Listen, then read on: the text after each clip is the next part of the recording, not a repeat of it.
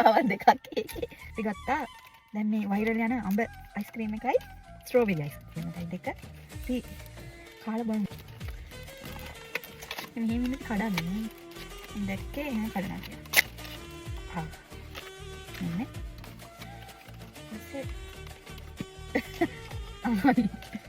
right. මේක නිකන් කරත්ත වල මම ගෙඩියක් වගේ. සහ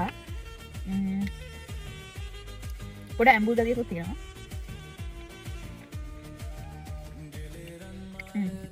අඹරහ එනවා. ඔක මොනවද හරිද? ස්ට්‍රෝබෙරි වගේ. බා. ස්ට්‍රෝබෙරි ගෙඩි පොඩි ඔටට හැපෙන.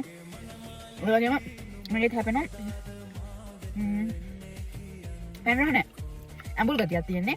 එහෙම ලොකු පැන් රහක් නැහැ. රහයි ස්ට්‍රෝබෙරි රහම වගේ එනවා.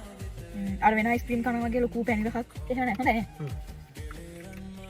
ඔය මේක මොකද වැඩිම රහ? වැඩිම. දෙකම මේ මේක රෝස පාටට මේක කහ පාටයි අතුල. මේකට වදහයි කීයද මේ ස්ට්‍රෝබෙරි එකට? 19යි. මොකද? 8යි. ආවන් දෙකක් ඒකේ. මේක උනා අපිට මෙහෙ කොරියාවේ ගානේ අචොන් නෝබ ගන්න. ඒ කියන්නේ 4500යි නේ. මෙහෙ දාලානේ 4500යි. ඒ කියන්නේ ලංකාවේ නම් කීයද? 900ක් 1000ක් වගේ වුණා එකක්. ආසන්න ඉඳලා මේ වර්ග දෙකටම එකම ගන්න. හරි.